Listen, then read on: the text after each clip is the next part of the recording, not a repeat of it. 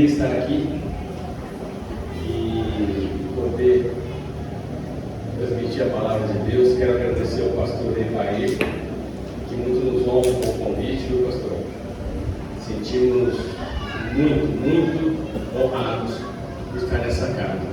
Uma casa que, quando eu saio para a rua ali, eu proclamo uma casa que acolhe, uma igreja madura, uma igreja organizada. E o pessoal ainda pergunta: quando você for pregar lá, você avisa. Aí a gente chama um monte, graças a Deus estão aqui, minha filha, meu futuro genro, meus amigos de caminhada. Quero agradecer a todos. Queridos, nós vamos falar hoje sobre a plenitude do que nos foi disponibilizado por Deus. Nosso texto base é Mateus capítulo 11, verso 12. Por favor, abra suas Bíblias no Evangelho de Jesus segundo Mateus, capítulo 11, verso 12.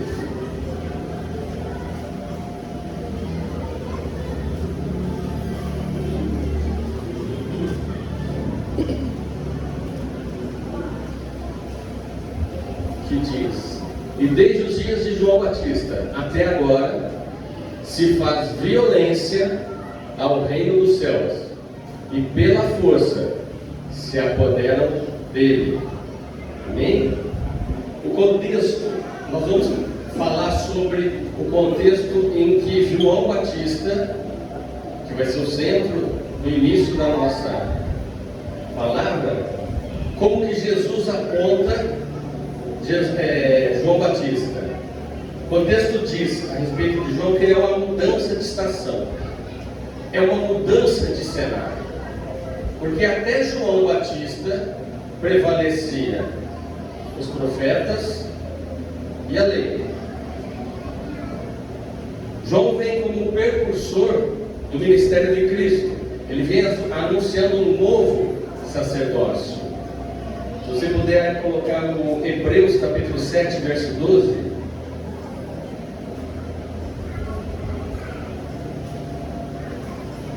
Hebreus capítulo 7, o verso 12, que diz: pois quando se muda o sacerdócio, necessariamente há também mudança da lei. Jesus diz que a lei e os profetas profetizaram até João Batista. Ele está profetizando que a partir de João há uma mudança acontecendo. Então, até João, alguns dizem que, não sei como que é a linha que cada um de vocês pensa, era a dispensação da lei. A partir de João, quando chega Jesus, João é o precursor de Jesus, nós vamos entrar na graça. Nós não somos da lei, nós somos da dispensação da graça.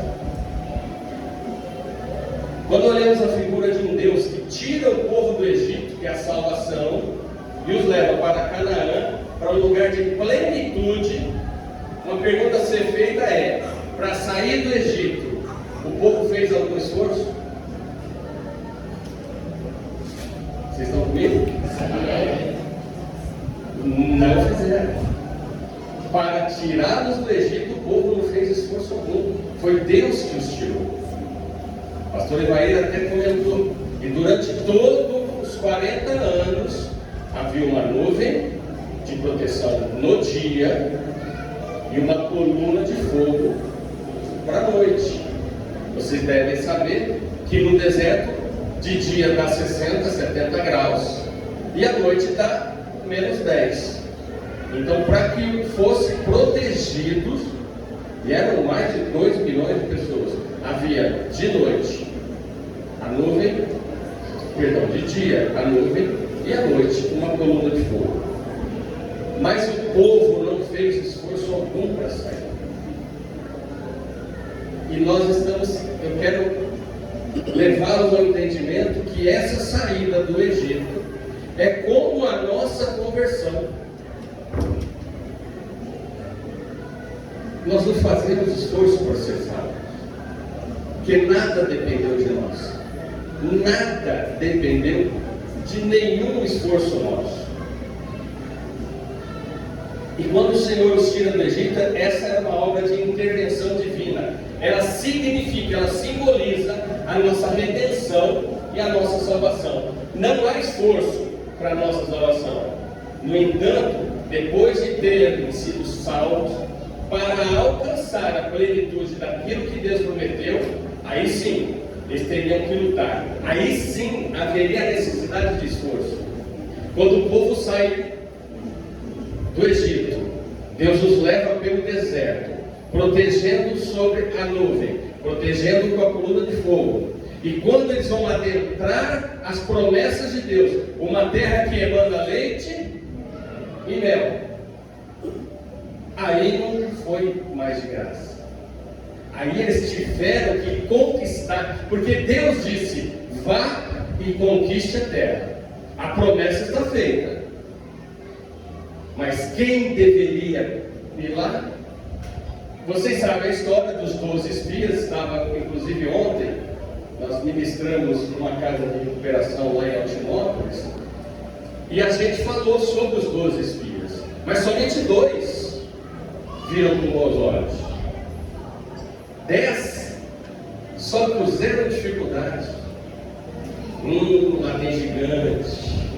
Não, a terra mana leite e mel. Tem uns cachos de uva que a gente não consegue carregar.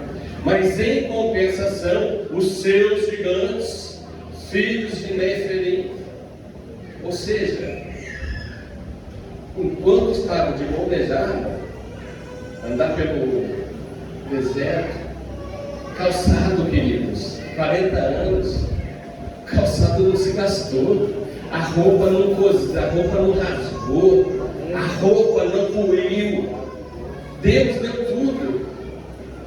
E vocês vão entender como Ele fez a nossa salvação, gratuitamente, igual Ele colocava a coluna de fogo e as nuvens, foi a nossa salvação.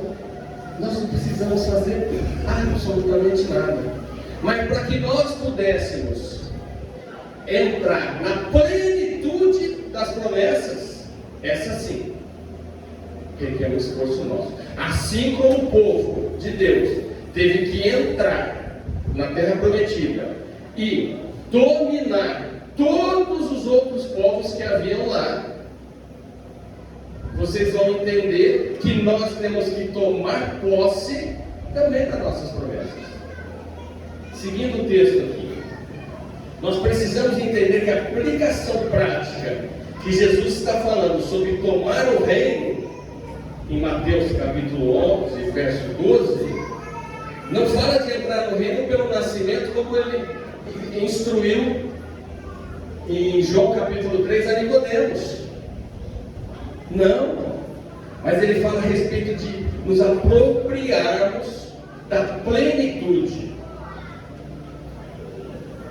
das promessas que Deus disponibilizou a todos nós, tomar posse daquilo que Ele nos prometeu. Há uns tempos atrás, eu tenho uma pessoa que eu converso muito, está na caminhada comigo, come 1 quilo de sal comigo, pastor. É o Edivar que está aqui comigo hoje. Eu vou na casa de recuperação para pregar, ele vai comigo. Ele vai na outra casa de recuperação para pregar e ele me leva. Então nós andamos juntos, comemos sal juntos e discutimos várias coisas que têm nos afetado. E uns tempos atrás eu mesmo disse: rapaz, eu falo da promessa para outros, mas quando é para mim, ou eu me envergonho, ou é falta de fé. Não sei se acontece com vocês, mas para falar para os outros, vai tomar posse da sua promessa. E eu falei: é na minha vez, eu me acanho, eu tenho medo, às vezes pode ser até falta de fé.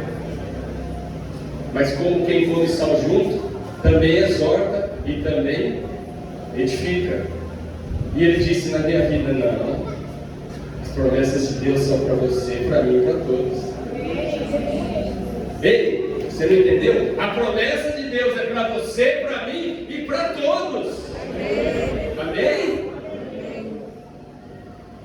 Veja bem a promessa. Você consegue colocar Êxodo 34:11 aqui? Guarda o que eu te ordeno hoje. Eis que eu lançarei de diante de ti os amorreus, e os cananeus, e os heteus, e os ferezeus, e os heveus, e os jebuseus. Ou seja, Deus está dizendo que eles iriam entrar na terra e Deus os faria prevalecer sobre todos esses povos. Veja bem, olha quantos: amorreus, cananeus, heteus, ferezeus, heveus, jebuseus. Essa era a promessa de Deus. E a realidade? Projeta aqui, por favor, Josué, capítulo 15, verso 63. Então Deus prometeu que eles iriam prevalecer sobre todos esses. Porém, a realidade e a expectativa são bem diferentes da promessa. Não puderam, porém, os filhos de Judá expelir os jebuseus que habitavam em Jerusalém. Assim habitam os jebuseus com os filhos de Judá em Jerusalém até os dias de hoje. Queridos, Deus deu a promessa que era para eles retirarem todos, repita comigo, todos os povos. De repente, não, mas os jebuseus também estão fortificados, estão lá no monte, não vamos contra eles. E eles permaneceram junto com eles.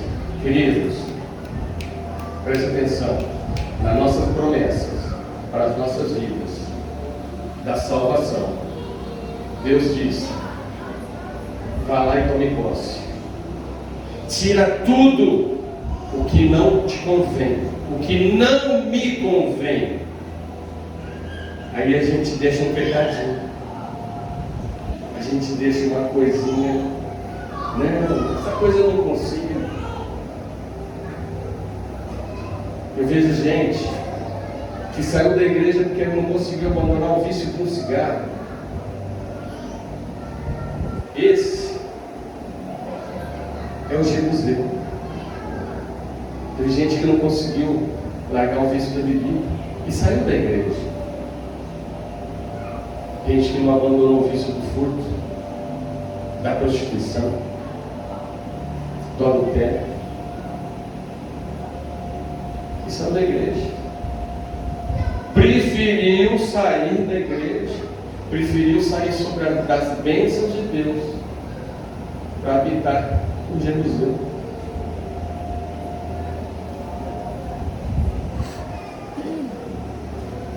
As promessas não teriam cumprimento automático. As promessas falaram de uma provisão. Deus disse: a terra produz leite e mel. Falava de uma provisão, de uma disponibilidade, mas ela não teria cumprimento instantâneo. Haveria a necessidade de luta. E eles acharam: bom, não fiz esforço algum para sair do Egito. Demorou 40 anos. Meus pais que saíram de lá morreram. Facinho. Continua aí com a gente. Acharam que era só subir lá e atravessar o Jordão. Mas não. Para que pudessem viver essa realidade, os filhos de Israel teriam que lutar. Eles precisavam fazer uso da força. Queridos, espada em mãos, lança, era uma carnificina que vocês não têm noção. A gente lê a Bíblia sempre com os olhos de Cristo, né? De amor, de Pai. Mas se você for ver a história do povo, quando eles lutavam contra filisteus, dizimavam uma cidade toda, mulheres, homens, mulheres e crianças, e até o gado. Nem isso Deus queria que eles levassem para eles. E aí eles descobriram que eles teriam que lutar. Então você que recebeu a tua salvação gratuitamente, crendo no Senhor Jesus, pela graça graça sois salvos, mediante a fé. Não fiz mais nada, só isso, só isso. E tem muita gente de outras igrejas que fala que salvação depende de tanta coisa, queridos. Depende do dízimo. Dízimo é princípio, o pastor Ivair falou, é princípio. A gente não pode ir à casa de Deus e não ofertar. É princípio, que eu entendo o princípio e eu faço o princípio.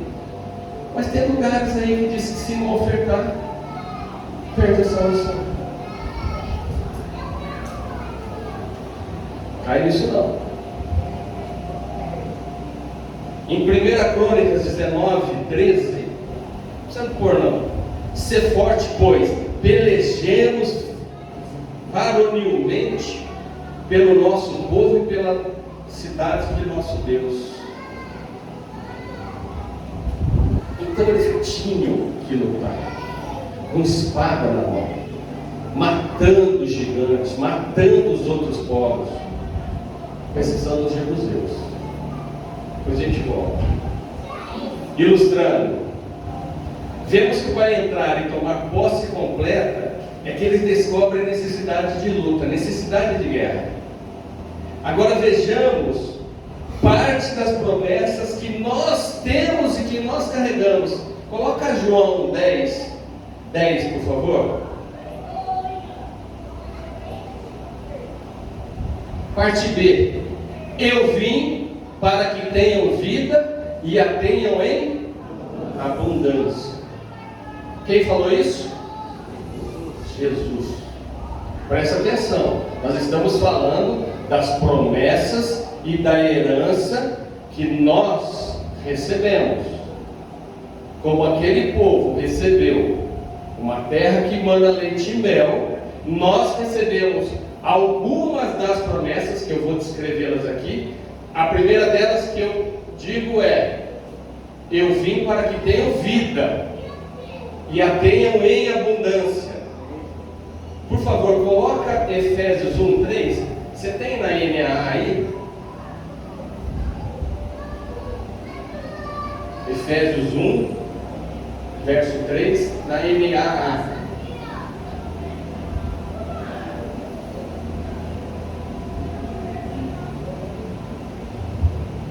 Bendito seja o Deus e Pai de nosso Senhor Jesus Cristo, que nos abençoou com todas as espirituais, com todas as bênçãos. Ele não nos abençoou com algumas bênçãos. O texto diz: com todas. Mas eu volto aqui. Agora, por favor, coloca também na NA 1 de Timóteo 6:12. Temos mais uma promessa.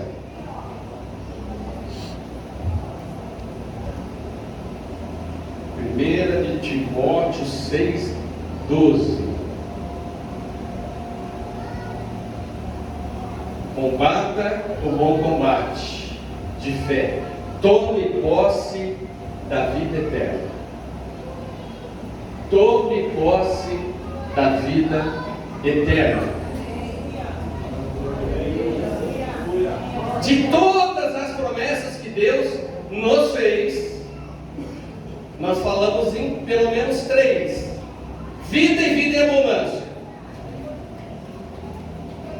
Que Ele já nos deu todas as bênçãos espirituais nas regiões celestiais. E a terceira: tome posse da vida eterna. É o reino. É o reino. Eu e você precisamos nos empenhar, queridos. Usar os recursos divinos. Perseguir com fé e determinação as promessas. Se queremos viver a plenitude das promessas. O texto hoje chama-se a plenitude das promessas. Plenitude, pleno, total, totalizante, todas as promessas. Então nós temos que viver a plenitude, buscar com luta. Também não vem de graça. Que ninguém se engane, essas coisas não acontecerão de forma automática, nem tampouco instantânea. Ela vai requerer de nós um posicionamento de luta. E a nossa luta não é a mesma que aquele povo daquela época. Eu disse que eles lutavam com espada, carnificina. Lembram-se? Projeta para mim, por favor, Efésios 6, a partir do verso 12. E quais são as nossas armas, queridos? Porque a nossa luta não é contra sangue e a carne, mas contra os principados e as potestades, contra os dominadores desse mundo tenebroso, contra as forças espirituais do mal nas regiões celestiais. 13. Por isso, peguem toda a armadura de Deus, para que vocês possam resistir no dia mau, e depois de terem vencido tudo, permanecer inabaláveis. Próximo. Portanto, fiquem firmes, cingindo-se com a verdade e vestindo a couraça da justiça. Próximo. Tenham os pés calçados com a preparação do Evangelho da Paz. Próximo. Segurando sempre o escudo da fé, com o qual poderão apagar todos, repitam comigo, todos os dardos inflamados do maligno. Próximo. Usem também o capacete da salvação e a espada do Espírito, que é a palavra de Deus. O 18, por favor. Orem em todo o tempo no Espírito, com todo tipo de oração e súplica, e para isso vigiem, com toda perseverança e súplica por todos os santos. Queridos, nós temos várias armas de defesa. O apóstolo Paulo nos mostra que nós temos dentro da armadura de Deus, nós temos várias armas de defesa. São elas: cinturão, a couraça, os calçados, o escudo e o capacete. A arma de ataque é a única ofensiva, que é a espada do Espírito, que é a palavra de Deus. É a única, essa é a nossa espada. A espada que eles usavam era contra pessoas. A nossa luta não é contra pessoa, não é contra carne, não é contra sangue, é contra principados e potestades. Se nós não entendermos isso, nós não tomamos posse. E Paulo ainda, depois de dizer isso, ele ainda nos dá a receita. Ele fala: olhe e cinja-se de toda, vista-se de toda a armadura. E toda a armadura é de defesa, somente uma de ataque. Nós temos que nos defender. Mas para atacá-lo, somente na palavra de Deus. Somente na palavra de Deus. Que ela é boa.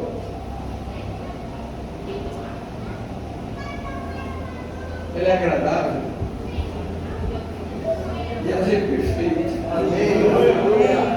A palavra de Deus é boa, agradável e perfeita. Se não fosse isso, queridos, nós estávamos todos consumidos pelo pecado. Tudo que tem aí para fora não presta para mim, não presta para você, não presta para nós. Se você veio aqui hoje, é porque você abandonou muitas coisas lá fora. Você veio com o coração para ouvir a palavra. Vários que me precederam aqui disseram: você veio para ser cheio da palavra. Eu não sei se você chegou aqui pela metade, se você chegou vazio, ou se você chegou cheio. Mas o importante é que você vai sair daqui transbordando. E Deus não estava somente aqui ontem. A glória de Deus está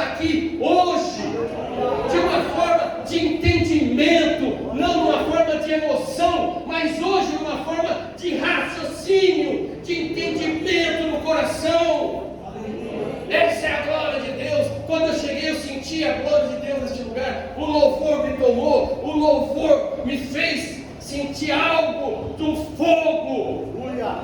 E sem fogo não há evangelho, queridos. Sem fogo não há evangelho. Um dia um homem chegou para John Wesley. John Wesley tinha uma vida muito fácil. Ele acordava às 4 horas da manhã, orava até às 8 horas. Que hora que ele acordava? Às 4, e orava até às 8. Aí ele montava no cavalinho e andava 40 quilômetros para ir pregar o evangelho. Sabe quantas vezes por semana? Todos os dias.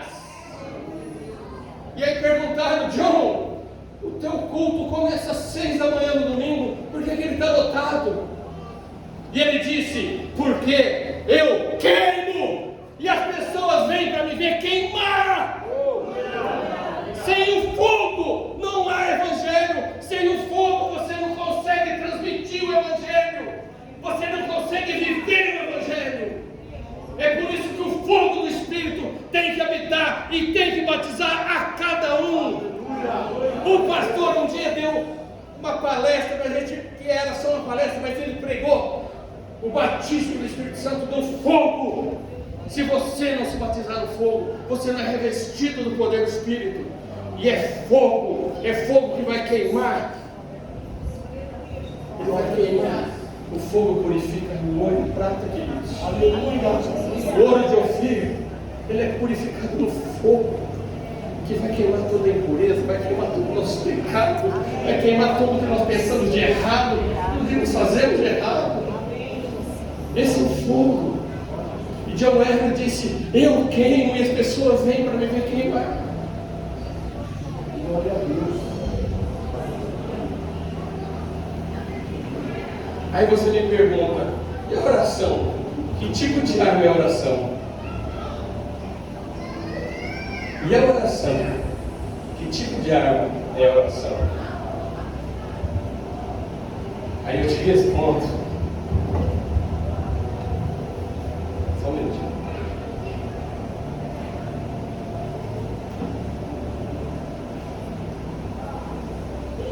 Aí eu te respondo. A oração não é arma. A oração é a guerra. Nós usamos as armas para travar a guerra. Vou repetir.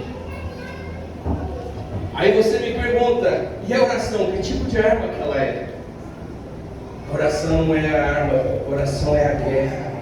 Nós usamos as armas para travar a guerra. E essa guerra se trava em oração, em posicionamento de fé na palavra de Deus, de querermos andar nela, de nos posicionarmos diante dela e de vermos que nós dizemos que nós nos apropriamos dela. Amém? Amém. Um posicionamento em uma guerra de oração contra circunstâncias, contra a oposição dos reinos da treva. O reino das trevas, querido, ele nunca vai deixar de nos odiar.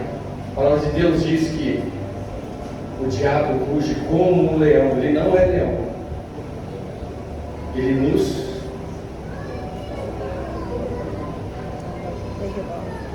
buscando a quem? Então o reino das trevas não vai nunca deixar de tentar nos tirar do propósito de fé, propósito de oração, propósito de manutenção da palavra de Deus.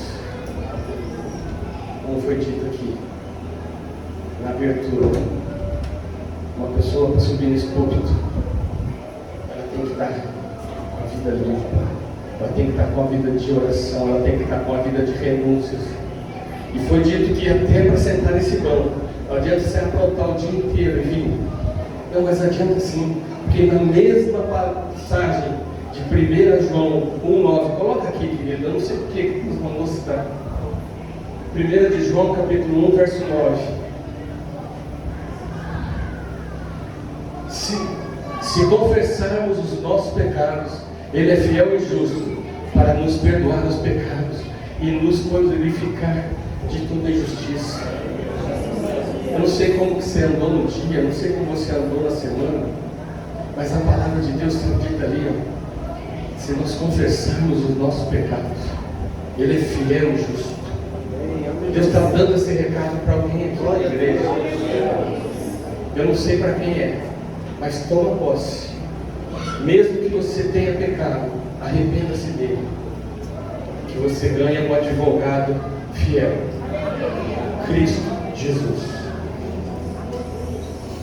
Para que possamos viver a plenitude do que Deus tem, muitas pessoas estão vivendo aquém daquilo que Deus disponibilizou. Vou repetir. Muitas pessoas estão vivendo aquém das coisas que Deus disponibilizou. Vocês lembram que nós citamos 3 coisas, 3 promessas, dentre outras. Eu citei somente 3, que era João 10:10, que diz vida em abundância. Depois nós falamos sobre isso.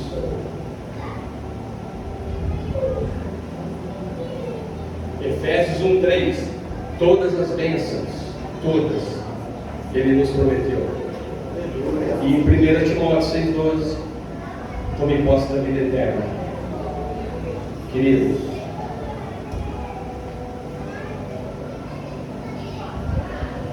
muitas pessoas estão vivendo aquém daquilo que Deus disponibilizou para a gente. Essa é a razão que o apóstolo João, orientado pelo próprio Jesus, dirige uma palavra a uma igreja de Laodiceia em Apocalipse 3, verso 18. Pode projetar, por favor?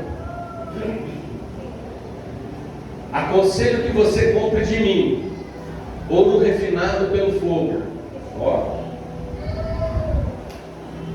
para que você seja de fato rico.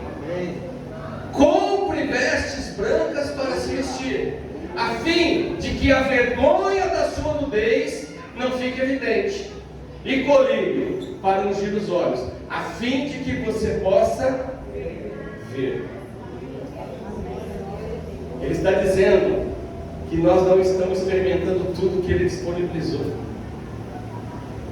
Ele está orientando o apóstolo João a dizer para uma igreja Laodiceia que eles não estão tomando posse, que eles deveriam comprar ouro dele, comprar vestes brancas. Vestes está falando de pecado, ouro fino é queima de pecado, vestes brancas também está falando de pecado. Para você ser rico, é a vergonha da nudez. A nudez é tudo que nos desabona perante Deus. Qual foi a primeira atitude de Adão e Eva quando pecaram?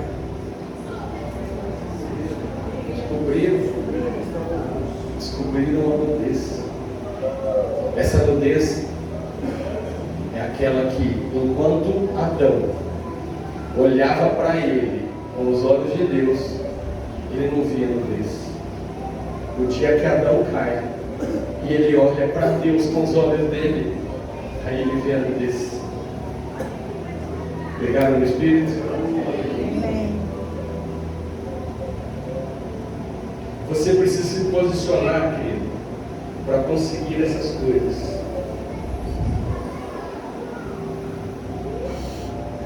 Quando entendemos essas verdades e decidimos perseguir essa plenitude, e sabemos que ela não é entregue de mão beijada, mas sim são oferecidos mediante uma promessa. Mas eu e você precisamos de uma luta e de um posicionamento de fé. Paulo chamou isso de o combate da fé. Lutar para viver a plenitude de Deus é o desafio que toda pessoa que já foi salva pela graça e sem esforço algum, nós precisamos definitivamente entender que entramos no reino de Deus sem nenhum mérito ou esforço. Avançamos para possuir a plenitude do que Deus tem, nos esforçando em cooperar com Ele, usando os seus princípios. Onde nós vemos isso? Volto a dizer, na espada, que é a palavra de Deus. E nós não estamos falando de mérito.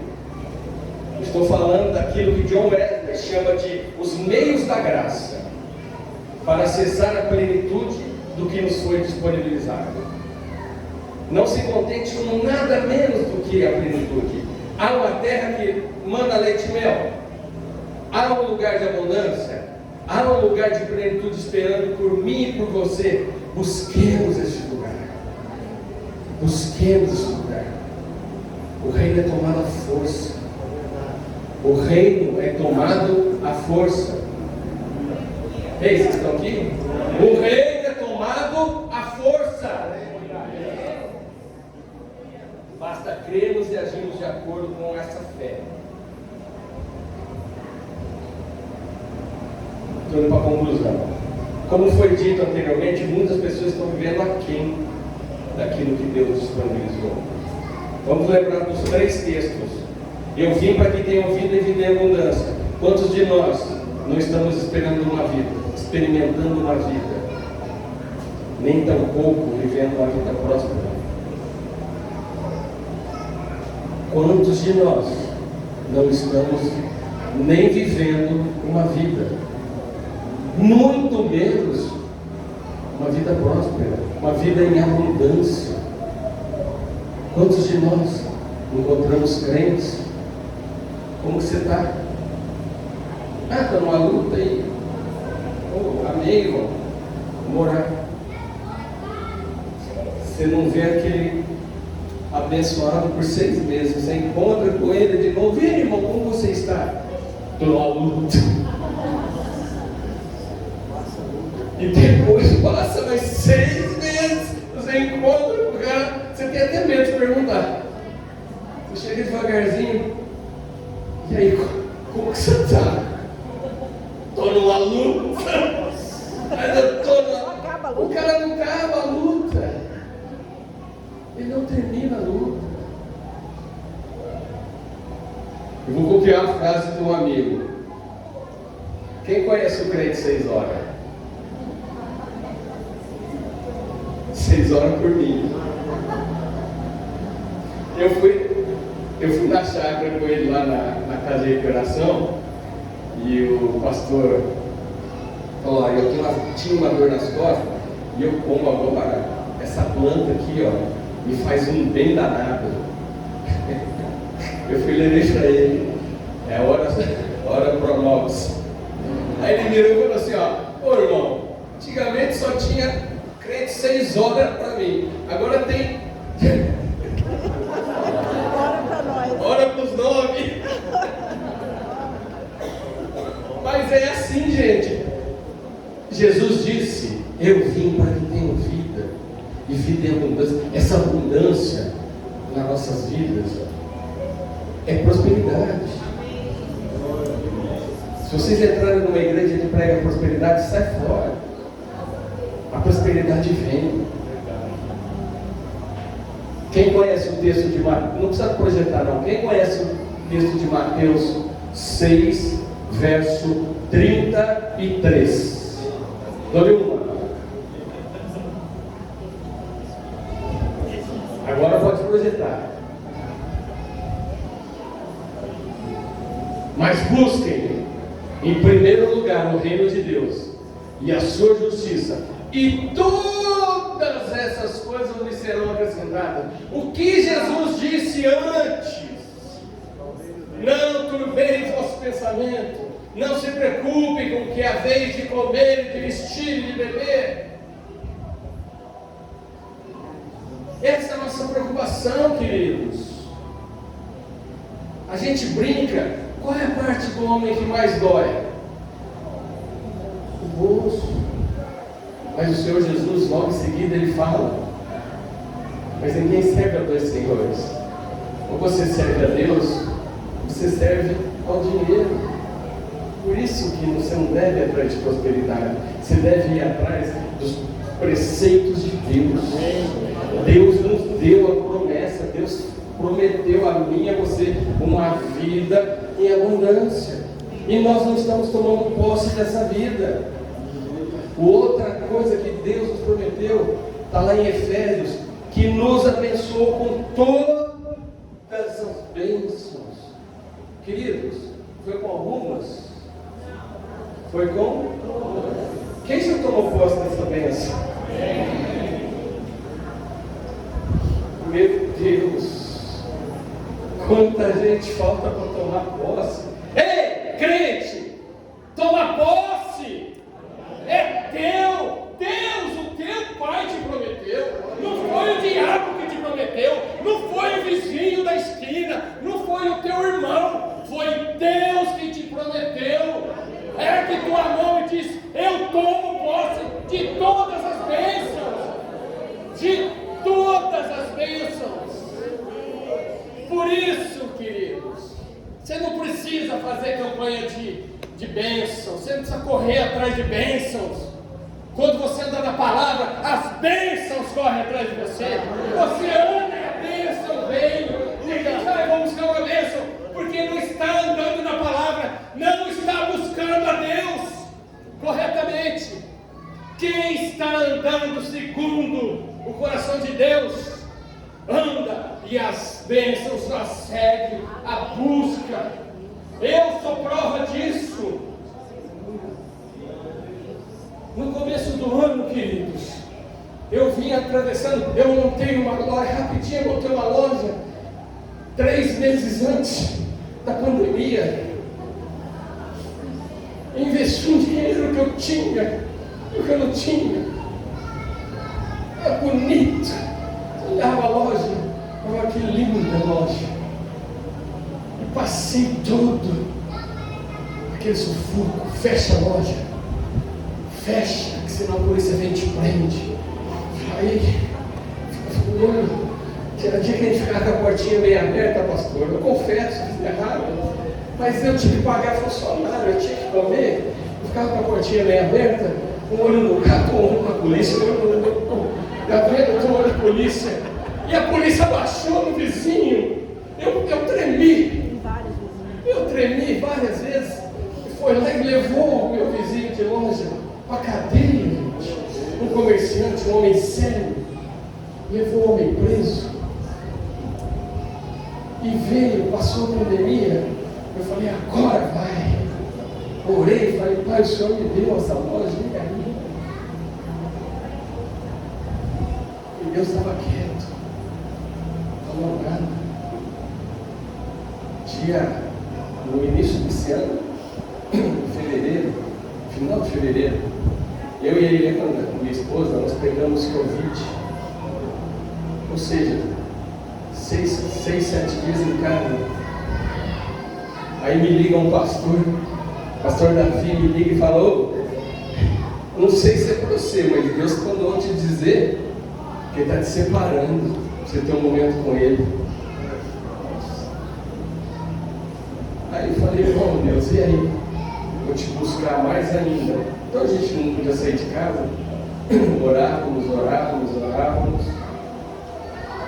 Deus, o que eu faço? A loja deu prejuízo em dezembro, peguei dinheiro do bolso e paguei. Deu prejuízo em dezembro, que é o melhor mês de venda. Deu prejuízo em janeiro, deu prejuízo em fevereiro. E orando. No último dia do Covid, Deus vira para mim e fala assim: ó, filho, fecha sua loja. É para vender? Para perguntar? Fecha. Mas para fechar, pai, e o larjão? Está te faltando alguma coisa?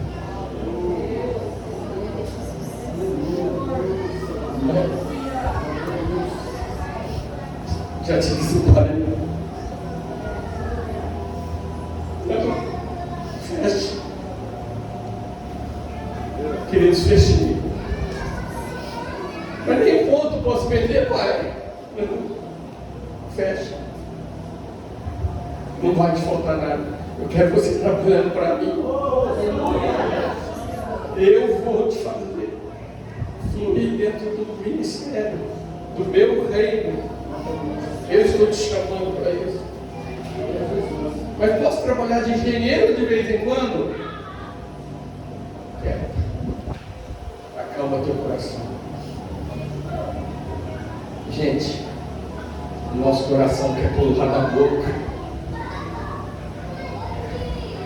Você olha para as contas, mas Deus deu o dinheiro certo, vendi todo o estoque da loja, paguei todos os fornecedores, paguei todos os funcionários, paguei tudo que estava em aberto. Sobrou ainda um pouquinho. E ele disse: você precisa confiar mais em mim. Eu estou falando isso, que eu estou pregando hoje, é para mim.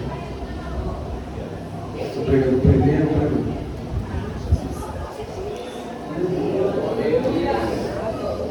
Dúvidas são colocadas na nossa mente pelo maligno. Deus só coloca as coisas certas na nossa mente. 1 Timóteo 6,12, por favor, novamente.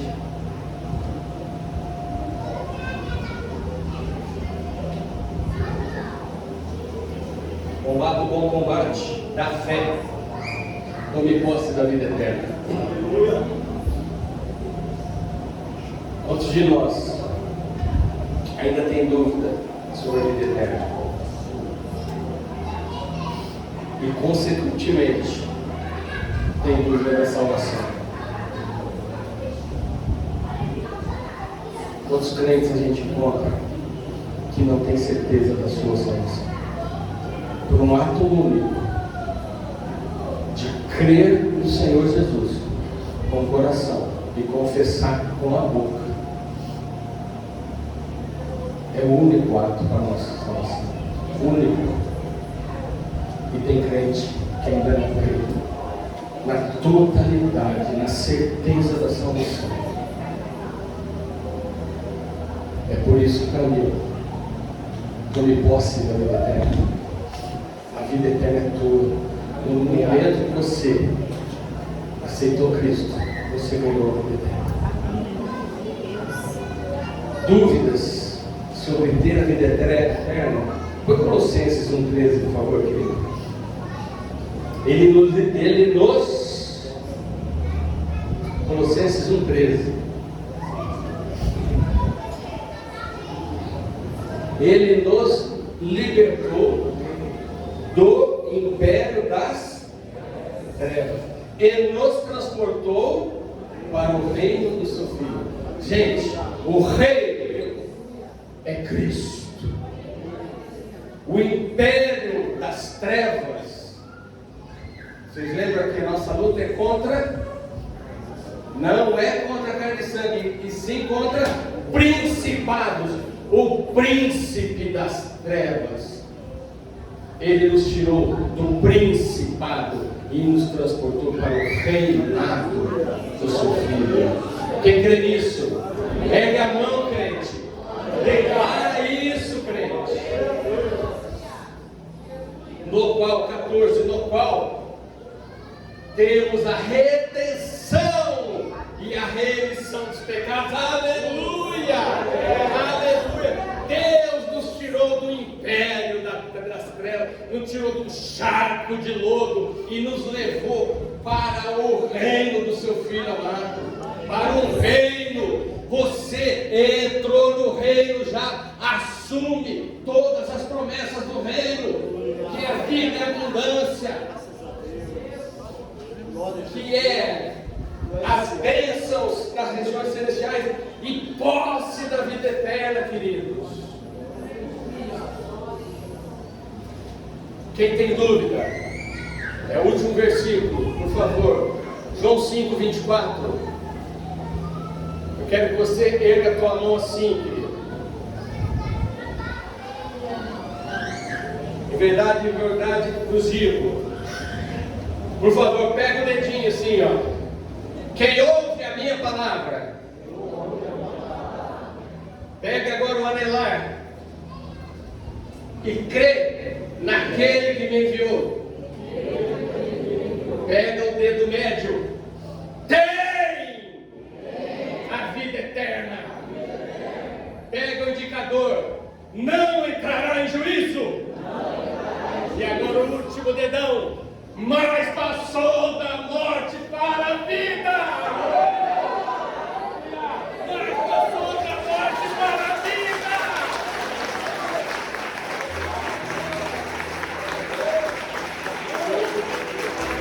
você quiser tomar posse essa noite da tua vida, da eternidade, fique em pé comigo, querido. Vamos orar.